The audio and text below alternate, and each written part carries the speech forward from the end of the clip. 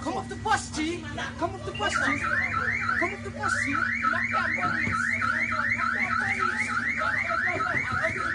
Come off the bus, G. Come out the shop, Weezy. Come out the shop, Weezy. Come out the shop. Come out the fucking shop, bitch. Bitch. Come out the shop. What? Yeah.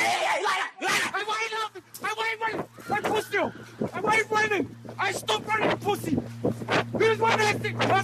Where's not running? I stopped fucking running, pussy. I don't run. I stopped running. Fucking pussy. Hey, pussy, your ass won't keep.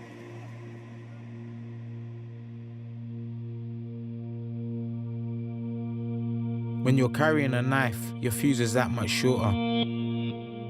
If anybody says anything to you or looks at you in the wrong way, you're gonna react instantly. Pulled out the big fucking dagger, chopped man up, end the story, blood. I was 12 by the time I had my first knife and was gang affiliated from the age of 16.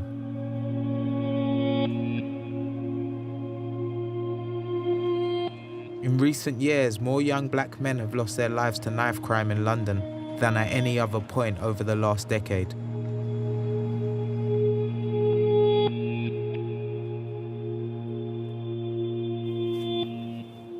For me, this is about a certain amount of reparations for the part that I played. It was a problem that exists today. If I can admit to my responsibility for being a part of the problem, then I have to accept that there's a possibility that I can also be a part of the cure.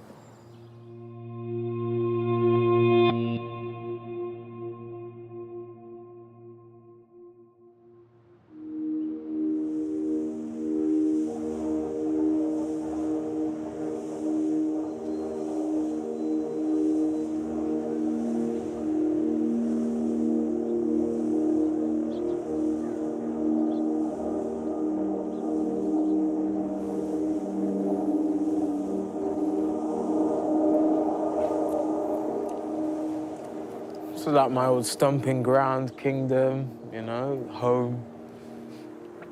A lot's happened there.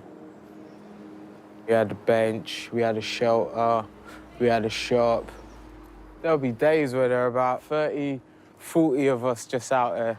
A scrap in the playground, a scrap after school, a scrap on the estate. I grew up in poverty. You know, I was always looking for a way of providing for myself or sourcing an income or sourcing some sort of money to maintain a certain status amongst my friends. Violence was always a part of my life. It was the way I managed to express myself. You know, it was the way I managed to sort of release that pent-up tension. You know, it's the way I dealt with my sort of home environment and the stresses there. You know, violence was like very natural to me. This is the second bit to a documentary. In 2005, while I was heavily involved in gang activity, I began to film with various crews I knew throughout London. So what's the main problems though with road though? Like I'm hearing that there's a lot of gun violence out here these days. Everyone's got heat nowadays, you get me? Hello. Man's just doing our thing out here. So what, you see yourself killing someone with this though, G? If it comes to the point where man has to let off blood, you get me? That's just how it is, like, you get me? What I recorded back then shows me the legacy that our activities have left on the youth today. On our way to Keynes. Yeah, this is South West London, Battersea. It also reveals how those who should have known better turned a blind eye to how we were living. Everybody search.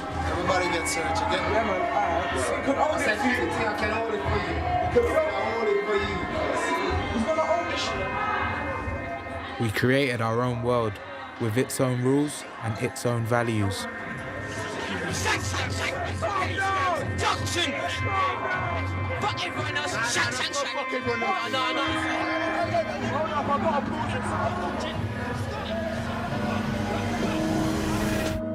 Why ain't you man worried about getting hit by no bullets still, fam? Mine's bulletproof. Want to get another fucking shootout? Don't know. What's man saying, man? Bulletproof out here, yeah? Bulletproof, invincible. The white gold just get me. The white gold just reflects it back. We felt invincible because the reality of life and death hadn't yet hit us. But it soon would. and many times over.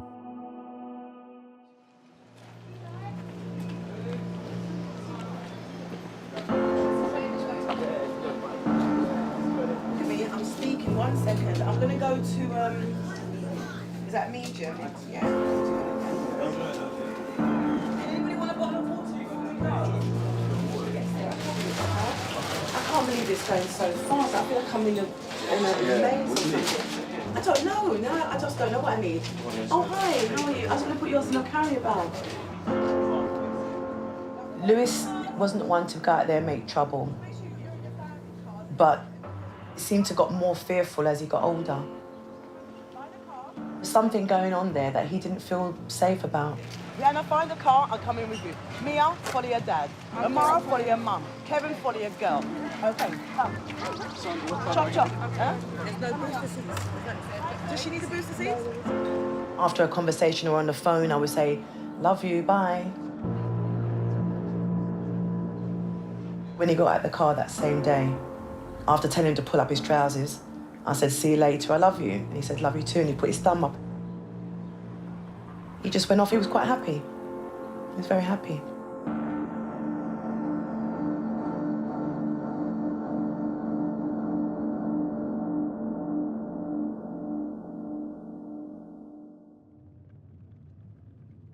Lewis got stabbed before. He never mentioned who or why.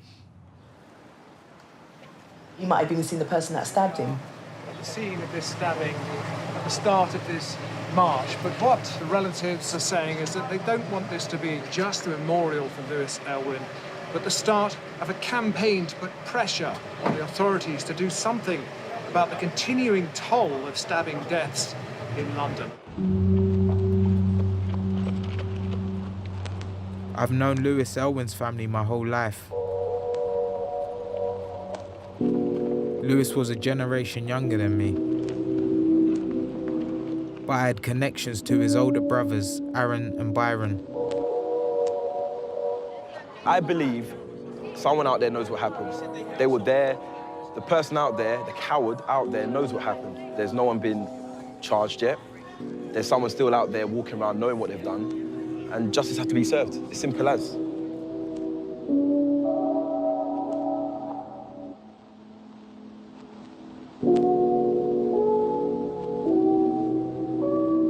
On the 18th of April, somebody made the decision to go out with a knife. And later on, they used it. In the name of Jesus and of his church, we gather to pray for Lewis, that God may bring him to everlasting peace and rest. The black man is the most feared species on earth. The prisons were built off of the black man's back. We have value, but yet we kill our own for nothing. Look at the bigger picture. Your lives are too precious for beef. Your minds are too important for ignorance. Your futures are too bright to be living in darkness. When will you look in the mirror and understand you are worthy of greatness? Take care, brother. You're all done now. I hope you rest in eternal peace in your Father's arms.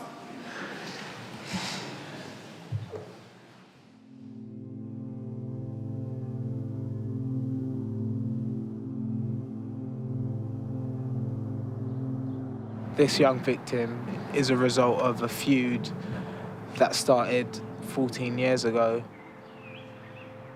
involving a gang that I used to be a part of.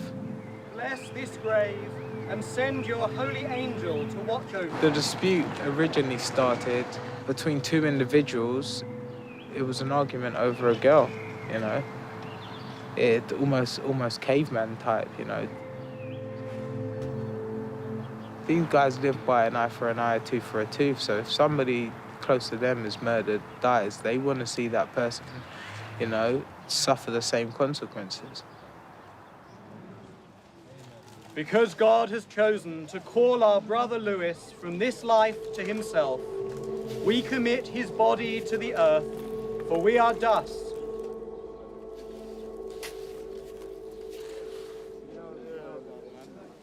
Can I just ask you a question? Like, Not on camera. You know it is, Flo. You have to be in it to understand. They're on art. You can't make no one else understand it. I'd rather be judged by 12 and carried by 6. I hear you still. Yeah? I'd rather make the next man's mum cry than my mum cry.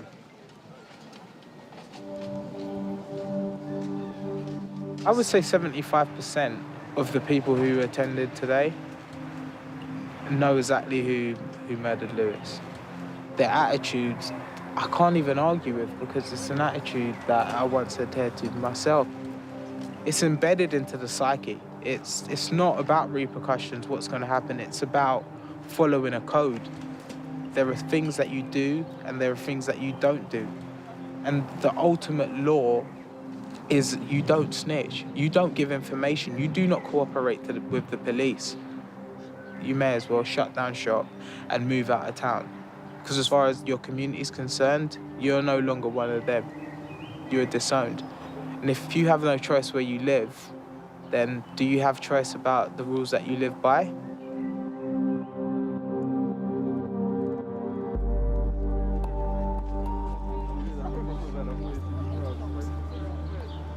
What's your name, brother? What's your name? I don't do no government job or people. No, looking road for name, me, road man. name all day. No, I don't got no road name, man. I don't. You're not doing government. People that watch this will know who I am, innit?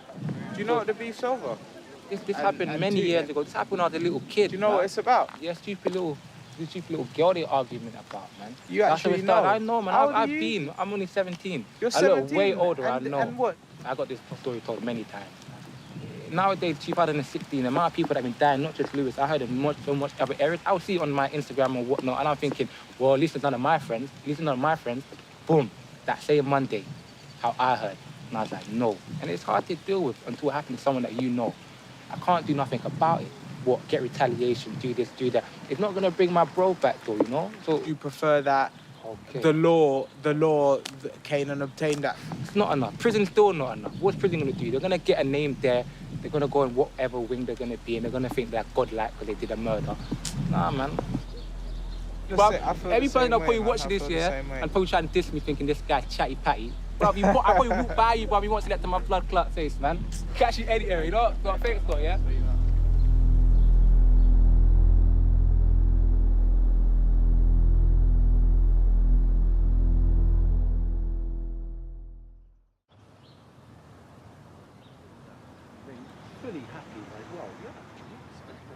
We're currently walking on the route that Lewis took after he'd been stabbed. He'd been stabbed at some point on this road.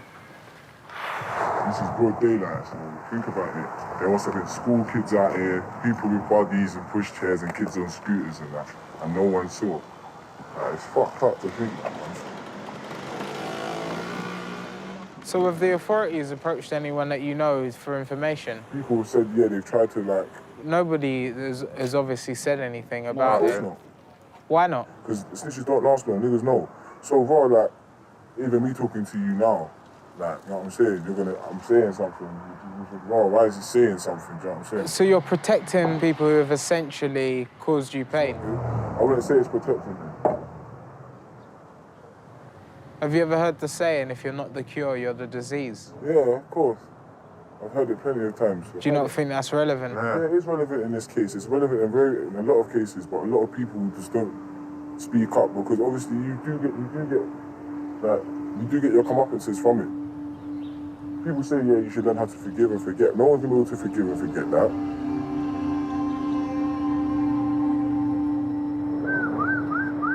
You know that, G?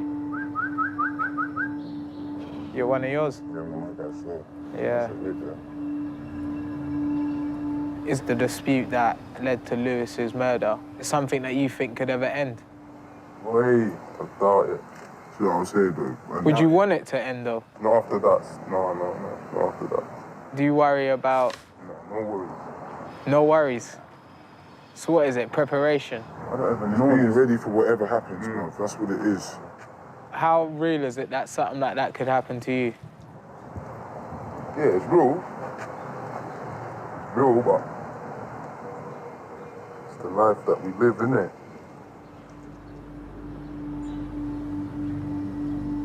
People People don't misunderstand. It's not going to stop now. You think because someone gets locked up now, it's going to change it? No. Generations, this shit gets passed down. It's young. You got kids younger than 15, 16 out here doing stabbings and killing people. The way people throw knives, like in terms of targeting. Yeah. And it's seen as a weaker thing if you target non-vital places. Yeah, well, how old are you now? 29. Exactly. Back in your day, you could give someone a leg shot or a bum shot. A leg shot and a bum shot. And a bum shot, and you lot could get away with it now. You've got kids as young as fucking 14 running around with shank as long as their leg. Like, come on. Literally. It's not a joke. But it's all protection though, because they think they need it. The life they live in, who they know, where they walk every day, what they do, they know that, yeah, something could come my way, but I'm gonna have to deal with that.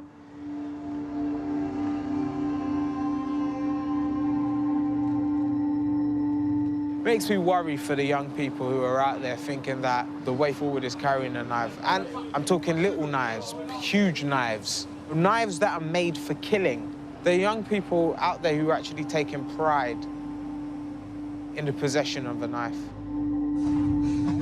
Today, the use of knives is highly visible and has become a common sight both on the streets and throughout social media posts.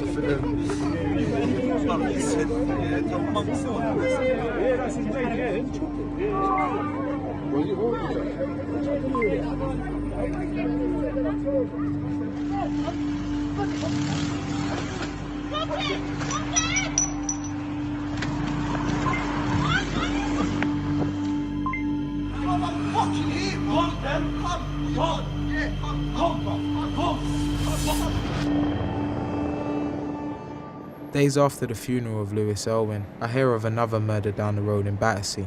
An 18-year-old called Matthew Kitwande stabbed to death on his way home from football practice. Well gone, Jay.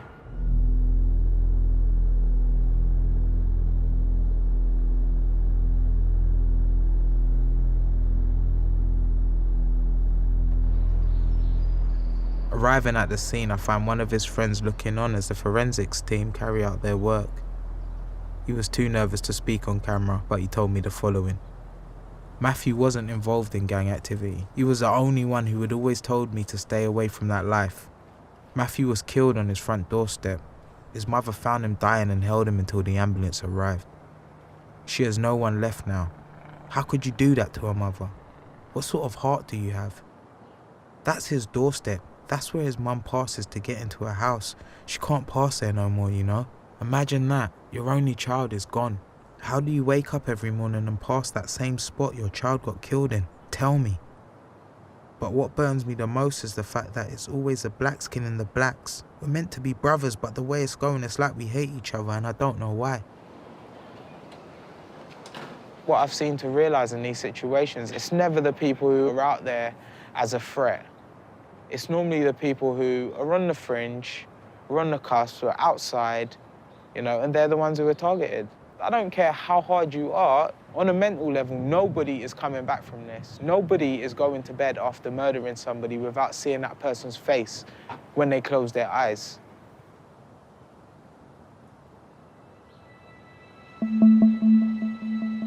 When you go and take up a knife and when you go out there hunting for people and looking for people to attack, you really have to consider what the possible consequences of that will be. And if you haven't considered it before, I guarantee you'll be considering it afterwards. The amount of times I've been in a police cell or been in prison thinking, I wish I didn't do that. I wish I'd done something differently. That regret burns and eats you up inside. Now it's the fucking payback, innit? Now it's revenge, innit? Get me?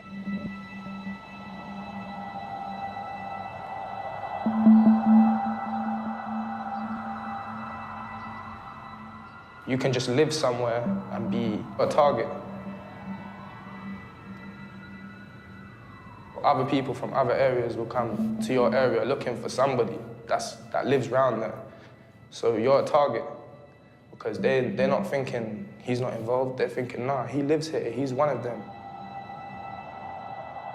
For those still active on the streets, regret is an afterthought in a world where every new day is a challenge to survive. At first, it was just for safety. Maybe afterwards, it's like, yeah, you get used to that life, carrying a knife every day. Do you know what I mean? You feel safer out on the road with it than without it. You don't have anything on you now? Nah. Is that a no, or is that a you don't want to show us? Nah, I don't want to show you. But you do? Yeah, all the time. You've been stabbed? Yeah. I got kidnapped, stabbed my hand up. Did you think you was ever going to get away from that situation? Nah, I thought I was going to die. I was looking at my hand like, that can't be my hand. Do you know what I mean? Like, yeah, I thought I was going to die. You wouldn't want to tell the police who had done it so that, you know, you could get justice? Nah. Nah, that's not my justice would be getting him back. Or doing the one above, taking it that little bit further. If you have a hatred for somebody and you see them and you're getting them down, you feel happy in your heart to a point that you're making that person feel pain, that you're hurting that person, that possibly you're gonna take that person's life. That's actually making you happy. Do you think social media plays a part in it? Definitely. 110% the social media plays the biggest part into this. Nowadays, everyone's seeing the same thing. Anyone's stabbing anyone. Anyone's getting hold of guns and shooting anyone. So they were desensitized to it and they're excited about it. This stuff looks cool.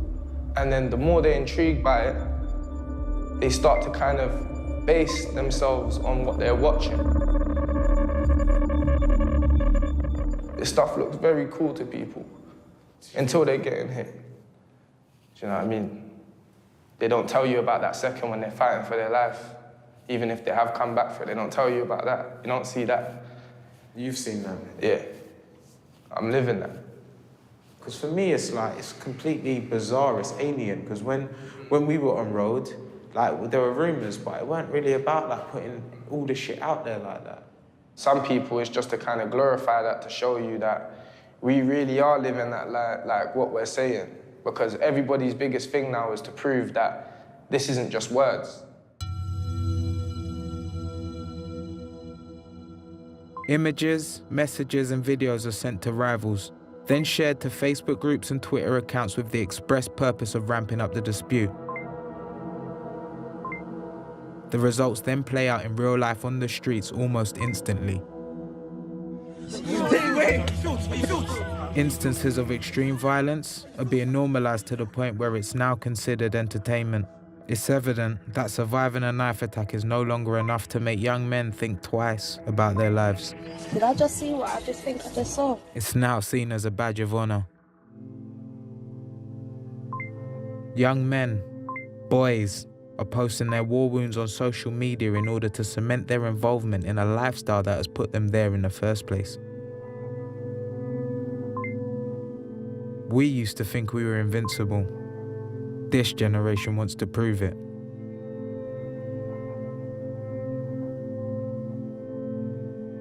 In some cases, the consequences of a knife wound go beyond the black and white options of survival and death. The change of quality of life can be as radical as the loss of life.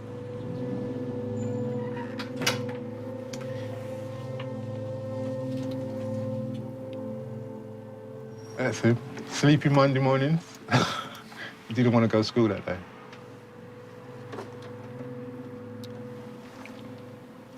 This is when his brother was born.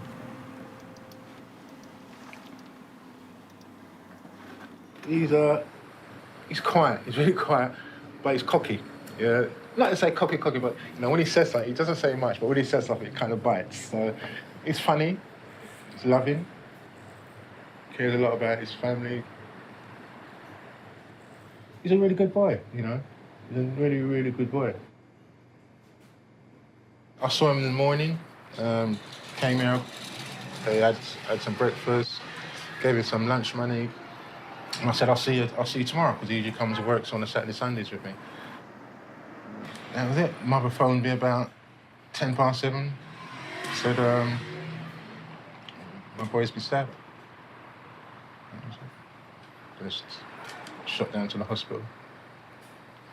You go through 100 emotions, you know, it's hate, you want to do this, you want to do that, you want to, is he all right? It's 100 different emotions you go through, you know, and then it's just numbness after that.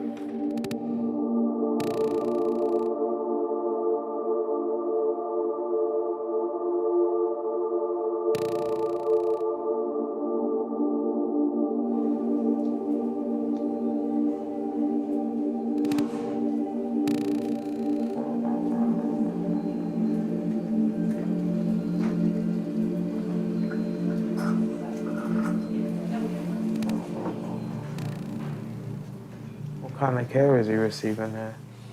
He's got a trachea in his throat here. So when they stabbed in his heart, it went through to his lung.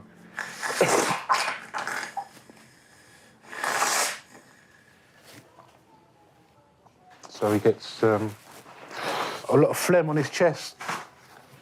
So he has to have this trachea in there to release the cold from his chest.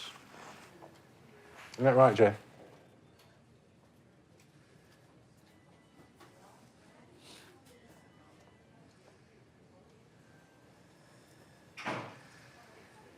You brought him music to listen to? Yeah, he's got music here. I've got music all the time. Yeah, what have you got him listening to? You haven't got him listening to your old school revival and all of that, have you? Oh, my word. What he's grown up on. Oh, my word. Give him something else. No, can't give him none of that. If I gave him that, he'd been here earlier. And it was something I was even thinking about sort of on my way up here. For some of these kids, they don't have a father who, if they're in this situation, will take care of them. Sure. And if, God forbid, they were ever put in this situation, who would be there to visit them? Who would be there to monitor their care? Exactly. Because it's not going to be their friends that they're out there running with and trying to protect and keeping up madness with. And if you're living a certain life, is anybody even going to care about that? If you live in a certain life and you're out of the picture, all it means is it gives an opportunity for somebody else to take your place. And that's the sad thing about these kids don't realise. They're just a commodity in a chain. And as soon as they're out of the picture, they're forgotten. And there's somebody else to take your place. So as much as they talk about the love, there's no love on the street. There's never been love on the street. Police can't do nothing, really. You know, it's always coming up to mop up. The community's talking about no informing. That's got to stop. That came about, no informing, was when we was under police brutality. Now, we're not under police brutality anymore. We're under black on black brutality. There's blacks and there's niggers. We've got to get the niggers out of our community so the black people in our community can carry on and prosper as we're meant to. We've got to weed them out. Yeah? We get them out of our community so the black children, black woman and black man can bring something to the society, add value to the society that we live in, and show the rest of the races in society that we have something to offer. We're not just murderers, illiterate fools consuming everything that's thrown in front of us on TV. That's what we've got to start learning. A lot of these young guys out here aren't necessarily doing it because they have that in them, but they're being coerced themselves. Things like peer pressure or somebody just making them feel comfortable within a certain situation encourages them to carry out these sort of acts. You know, well, a lot of it's initiation, isn't it? You know, how are you going to get into a gang? You've got to show that you're part of this, you know what I mean? They're going to let nobody in. OK, yeah, come in, yeah. And this is all the guns we've got, this is all the drugs we've got, this is how we move our business. You ain't coming into my situation like that.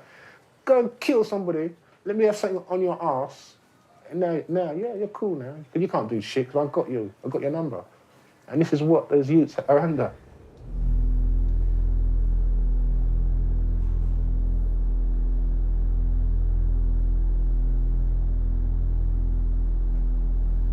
There's not an end game to their madness.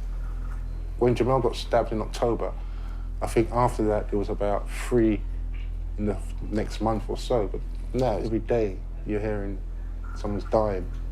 There's about 33 stabbings every day. In London, these guys are going to kill. They're going for the heart. Before, you used to stab in your leg, stab in your arm. Now they're killing you. They're not No, it's no joke. I want to talk to these MPs, I want to talk to these people who are making up the police, who are making these laws and whatever they're doing, because they're not doing nothing.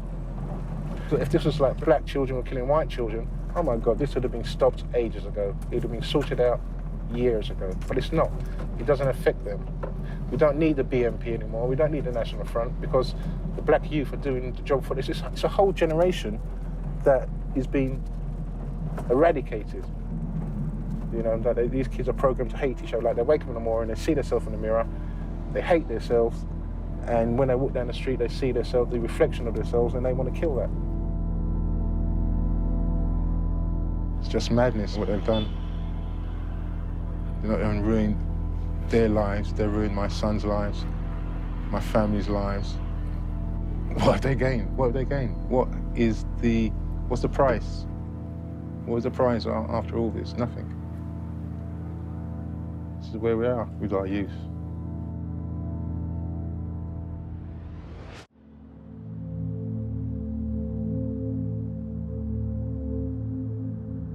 London's doctors have the task of stemming the damage that is caused to these young men, but they see that simply keeping them alive is not fixing the problem. Consultant trauma surgeon Dr. Martin Griffiths has integrated a unique social aftercare system that works with young men vulnerable to street violence. We'll see in excess of 600 plus stabbings a year, and that number is increasing on a sort of month-by-month basis. Tragedy doesn't just wash over you. You see a young child murdered, you don't just walk home and forget about it. I've got this kid's blood in my socks when I'm washing it off at home, and I've got to explain to myself and my family what I've been doing that day. And I don't want to have to do this every single day. Yeah, of course not. I don't want to see another young person dead in my resusc room. And because that breaks me, the thought of it happening every single day, and me just being a technician and sewing up people. If that's my career, then I've failed. Like all good clinicians, I want to see the causes of problems and resolve those as well. I can't just fix what's in front of me now. I've got to fix the problem for the future. And that's why we've engaged in prevention programs, why we've engaged in interventions for the victims of injury to try and get them to recognise the consequences of these actions, to try and change their behaviours, to try and not retaliate, so they can get back to the life they want to lead. So when you've engaged with a young person, what is their initial response to what's just happened to them? It does vary, but I'd say the majority of them is what it is. When you have been a victim of violence, that is a major emotional trauma, which could ultimately catapult that young person into a spiraling, negative sort of situation where they're then lost. These generations that are coming up, you know, I'm seeing increases in mental health. I recognised a long time ago emotional trauma in our young people, in our children, has such, you know, a devastating ripple effect. They've normalised injury and death as part and parcel of growing up, and we've let them do that. I get the feeling that it's so commonplace that even when they lose a friend, they don't even know how to be sad about it. If you engage emotionally in the death of your friend, it's hard. It will break you. How are you gonna let yourself expose yourself to the emotional rawness of losing somebody you love and care about? You tell a parent that their child is dead and stand back. There's a noise a mother makes. You tell her that their child is dead that goes right through you. You never forget it. Never forget it. It goes right through you. And you can, it's like a glass breaking, yeah? In that it shatters into a million pieces. And you know, no matter what you do, you can't put it together again. They're broken for life, forever. So how can a child want to enter into that situation? They have to shut the door. If you can find the output for your emotional angst, you don't feel the need to be violent. And if you understand you're in a process that is not just therapeutic, not just preaching, not just pragmatic, but actually allows some concept of forgiveness and development and empowerment, empowering our victims to be the people they want to be, there's no need to feel to resort to violence.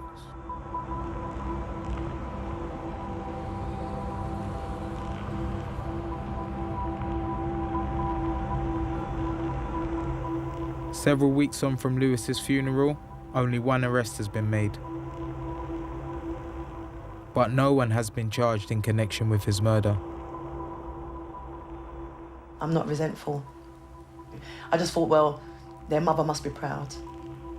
You know, to know that they've come home, hearing that on the news, and then having to point out to the child, oh, look, you're in safe, but not realising that that's their child that did this deed, and they've gone in, had their meal, had a wash, gone to bed, and they're still breathing. That's why I don't. Because his dad passed away and I lived here, I had to bring him and Rihanna here, and that was a problem. That's where all the problems started, because he's going from one area into another. So he's going from this so-called postcode of SW17 into SW18. It's just pretty much a postcode war. Like, that's literally it. It's just postcodes. Like, you go from one area to another. Like, you don't cross paths. There's nothing really extravagant about it. It's literally, you live in that area, that's who you're affiliated with. Some people say, why? I don't want to know why it happened. So the reason why is irrelevant to me. It just shouldn't have happened. If I knew who did it, and I actually went out there and I saw the person, or I knew the family, I would look at them differently. I would have no respect for them. We know that we can't keep chucking names at the police without evidence, but we expect answers because somebody knows something. All his friends know the character of Lewis, and yet again, nobody will come forward and say anything. That's very hurtful and very sad, because they all know what went down. I think to make a solid change, Mum, it can't be one parent. It has to be a community. Because parents don't really, like... I don't think parents really know. They think they know, like, a lot about what's going on, but they have no no offense, idea. Mum, but no idea. You're not wrong for not knowing. It's just that's what they but I'm show just you. saying that's what I'm saying. They've always been polite to me. Yeah, but that's what they should be. Yes. So they should be. The same way I was polite to your friends growing up. These kids trust each other, but yeah, it's like they fight amongst each other and police each other. It's like their own little community. What my disappointment is with the friends is that if they do know something and they're withholding any information, that would be the most disappointing, because I thought I knew them better than that. Because Crime Stoppers is anonymous as well, isn't it? Yeah, but no, Mum, No. see, in situations like these, you handle it yourself. You don't go to the police, you don't just tell, you do it on your own. Sorry. Yeah, no. Nothing you can do with it. It's life. Frustrating speaking to my mum about certain things to do with, like, the youth and how things are now, because she thinks that she has a clear understanding, and I don't blame her for it, because the way they show towards my mum, they're very polite and they're like, oh, hello, blah, blah, so that's how she sees them, but she's a bit gullible to it. They maintain a code of silence because they can do it themselves. They don't go and tell the authority. They don't feel the need to do it, because it's like, what are they going to do about it? You're going to have like a month of trying to figure out who it was. You need evidence, but with them, it's like they know who done it, and we're going to sort it out today. We're going to sort it out tomorrow. This is where me and my mum differ, because I would like to know why. Although it wouldn't change anything, I don't understand why someone would do that to him. I don't understand why someone would do that full stop. I find it interesting to find out what it is about my brother that you thought that was okay to do. I want to see the person's face. Like, I want to know, like, you're the evil person. Like, you're the evil one.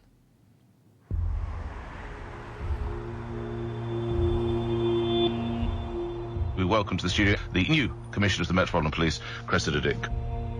There are a number of serious crimes, in particular violent crimes, which are too high in London. Knife and gun crime are at levels that I don't regard as acceptable. 24% on knives, 42% on guns. I am concerned about this apparent rise in the last year. I really am. I think Stop and Search is an extremely valuable tool. It is something which historically has caused huge concerns in some communities. We're now far more accountable. I know the officers are highly professional, they're very well trained. I think the Met is probably the best in the country, or nearly, in terms of the number of stop and searches that result in arrest. And I think we should be proud of that.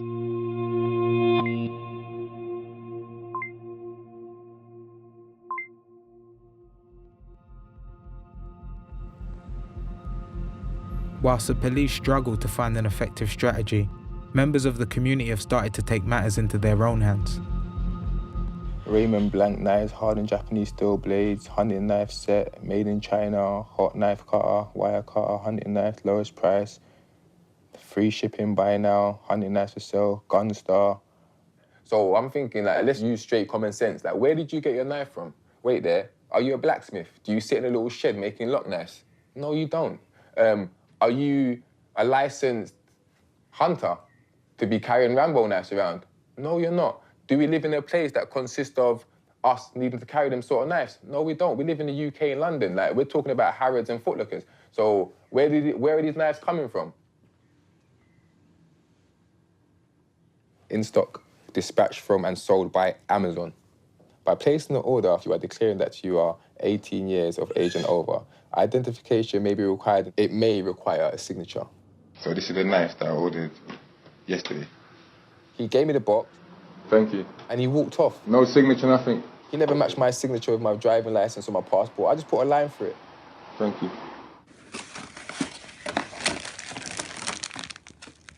How can we get knives off our streets if you can go online and buy them? Just like this, as easy as this. I'm gonna get my gun and shoot him, or I'm gonna stab him. That's some coward thing, yeah? Farron Alex Paul uses social media as a way to share his anti-knife messages, and his posts have gained a lot of notice. So my beautiful 40-year-old daughter said, Dad, can I go to my cousin's party? One video in particular went viral. But I said I'm gonna come down and 16-year-old's party. Yeah? That's what I confiscated. And if you think that's shocking, watch this one. This is what he's come to the party with. What's this?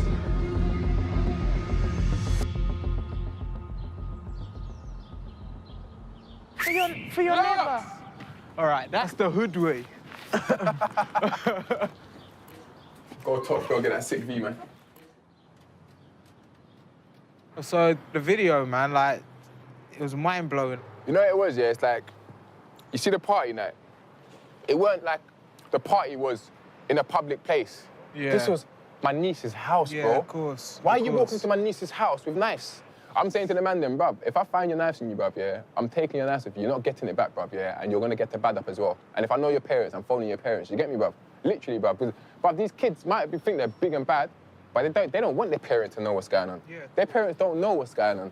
I let them guys understand, yeah, like, bro, I'm not searching like police officers. I'm not searching like a teacher. I'm searching like a man them that knows all the stash spots. Yeah, under your shoes, under your soles, up in your crack. Man telling me, like, blood, man, you're feeding my balls. Who gives a shit? That's what you don't do. You don't balls your shit, innit? I'm all in your balls. I ain't gay. But trust me, blood, if you got something out there, Faz is gonna find it, dog.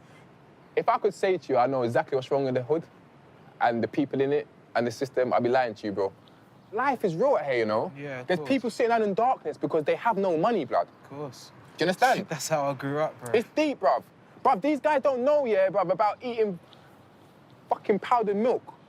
Yeah, with water for cornflakes, blood. Do you understand? You had powdered milk. You lot are bougie.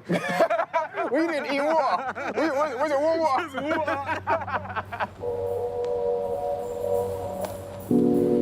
There's so much obstacles in the way of a young person growing up. Yeah, do you understand? You've got older brothers, the way they act, older friends, like, and stuff they just genuinely gonna see in a deprived place. Yeah, you know what I mean, of course. And once people learn how to make money beyond government means, and they're actually in a position where they need to make money, and that money starts to pay for electric, they start to pay mum's bills and stuff, can you really, really turn to stop? Hey, Josh, they're trying to get you that. You're dangerous, man. You're dangerous. Hey, Josh, they're trying to get you that. But you know what, bruv? This is like, it's beautiful. It's, you know, they're so harmless, I know. But this is where it all starts. We was all here one day, do you know what I mean, bruv? And you go from being there, like, to being in the police stations, to getting nicked, to getting into drama, and it's just like... I hear that. The streets ain't the same no more.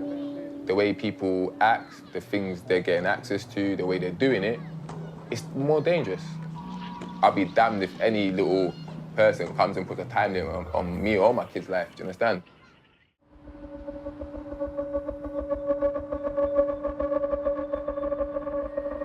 Over one 6-week period during the making of this film, there were 14 fatal stabbings involving people under the age of 25, the highest concentration in the capital for a decade. 17, had his whole life ahead of him.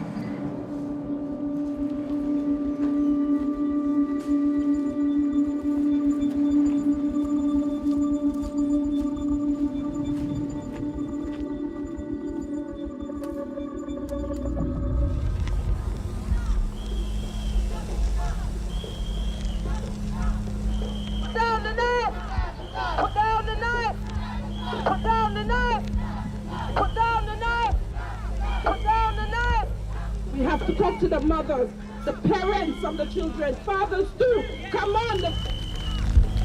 Please, I'm begging you not to on my knees today. Please, people, united we stand, united we fall. Come on, let's work together,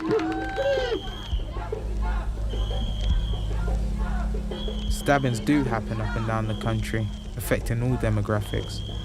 However, my journey this year has confirmed to me that in London, young black men are at a disproportionate risk of being the victim and the perpetrator. It really makes me sad knowing that people that are my age are dying from knife crime. Like, my little brother, he's like 2 years younger than me, and knowing that people in the same year as him are doing the same thing as people my age, it just makes me worry for his life and my own life as well. I believe we need to take responsibility as a community, talk to these young people and challenge them about the decisions they're making, and be more honest about what we are allowing to happen to our youth.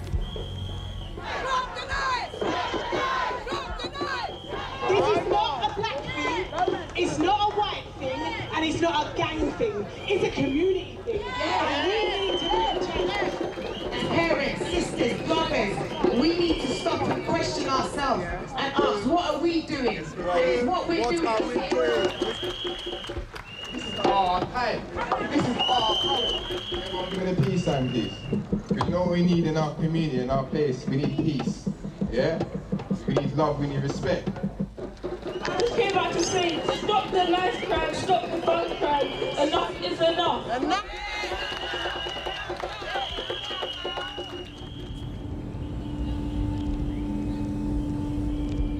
The tragedy of one more young man being murdered on his way home from a knife crime rally serves as another example that this issue has a long way to go.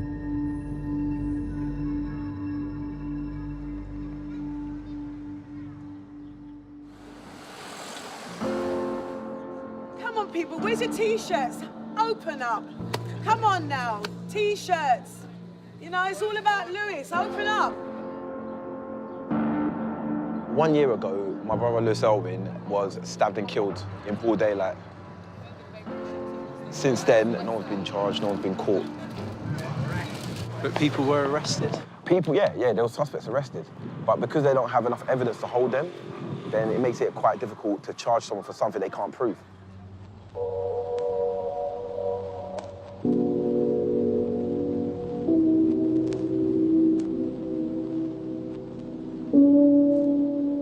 From my end, I'm just wondering like how you guys are feeling 12 months later.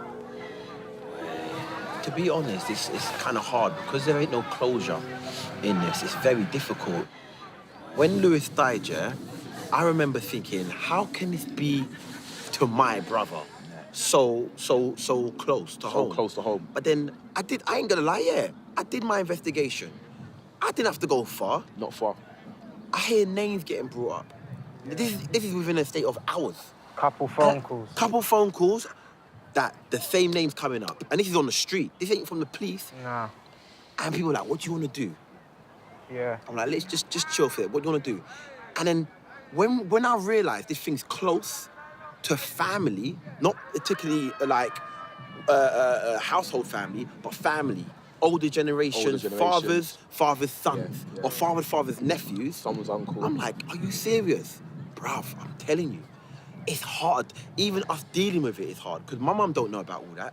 We're trying to say, all right, we know who did it, and we know you guys probably know who did it. Can you voice your opinions? Everyone's like, boy, I don't know about talking, but I know about doing something. Say something. That's gonna make a difference. If you've got information, which is hard, it's hard. But if you've got information, be bold. Like, be bold and say, do you know what? I'm gonna ride for my man. How?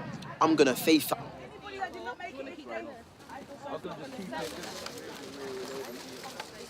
As far as I'm concerned, there are sources of information that exist. You know, the community that these crimes happen in, protect the crimes that happen by not coming forward, by not providing information. At the end of the day, it's your friend. It's your friend that's dead. It's you that's crying. Do you know what I mean? It's his mum that's crying. It's his mum you gotta go and hug, knowing, barefaced you gotta go and hug his mum, knowing you know who done it. Knowing that she ain't gonna get the justice she wants because everybody's lips are locked. It's a killer, man. It's a killer. It really is. It really is, man. As Sandra and the Elwyn family come to the end of their first year without justice for Lewis, I think about an old friend whose unsolved murder 14 years ago made me start asking questions about the culture of not snitching and its consequences. At the age of 16, I was incarcerated for a robbery. Anton was one of the few people that I actually met who I could speak to. He seemed like somebody with ambition, you know, he was fresh to death. In prison, that's a difficult thing to do. You know, he had like Prada trainers on, you know, a nice little trackie and that. You know, he obviously took care of himself. He was one of the people that I remembered after I left. A good few months after he was released, switched on the TV and it was a news report about Anton. There was something different about Anton that, for me, it actually hurt. It actually hurt.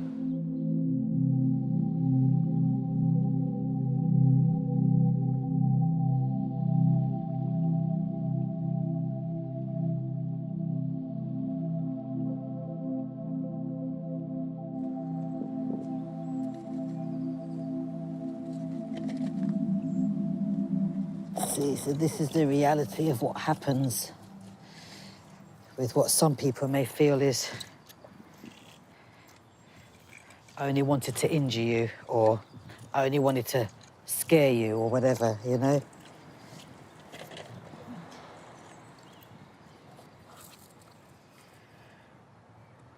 I think one of the hardest things for me to do at the time was to finalise. It may sound really silly, but was to finalise him actually having a headstone. Because then I felt like I'd have nothing left to do. And then when it finally got laid down, I felt, oh, why didn't I do this before? So it's one of those things, tending to the grave, it just, I don't know.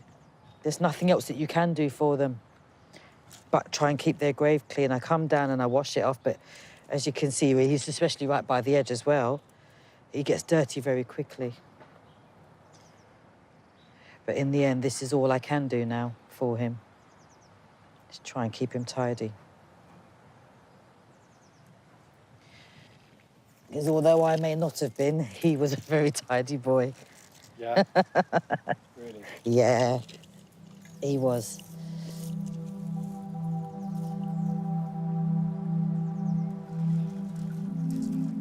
So it's here.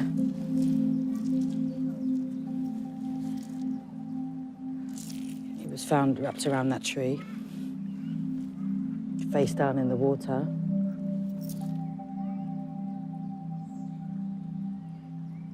The fact that he hadn't come home, I just assumed maybe he'd been arrested or something again, and something just wasn't sitting right, though. And then to get that knock on the door, Mother's Day, I'm told he's dead. He'd been found and he had stab wounds. I just remember going like this straight away, and it's gripping. It's a strange pain. It's just... And I still believed at the time, the police were talking rubbish. There's just no way they're talking about my son. I'm gonna say he was no angel, not like that, do you know what I mean? He done his bit of naughtiness, as we want to call it then, and he went to jail. But I don't know about that side, that world. I don't know that world, this gang world or this drug world or whatever, you know? Within the first week, there was 10 arrests made, but all those people were released on bail.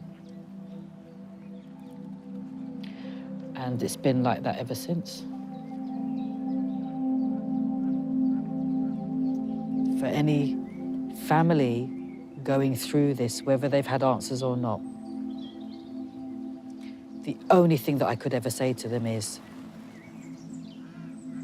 it's not that you get over it, because you don't. You don't ever get over it. You get used to how you feel. You do have to keep on living.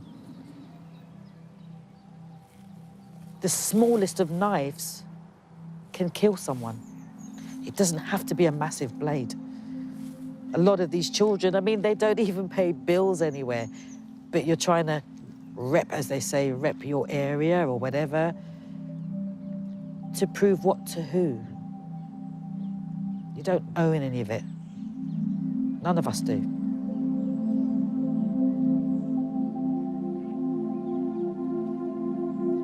There is multiple things that was done to my son, and for that person to have that information holding, it's got to weigh them down. Whoever these people are, or this person is, they're more afraid of that person than maybe their own nightmares.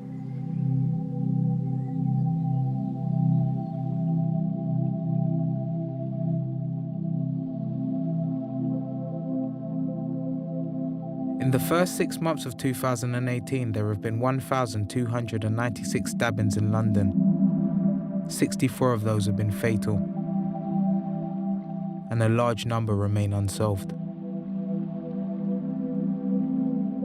7 people have been arrested on suspicion of the murder of Matthew Kitwande. No one has been charged.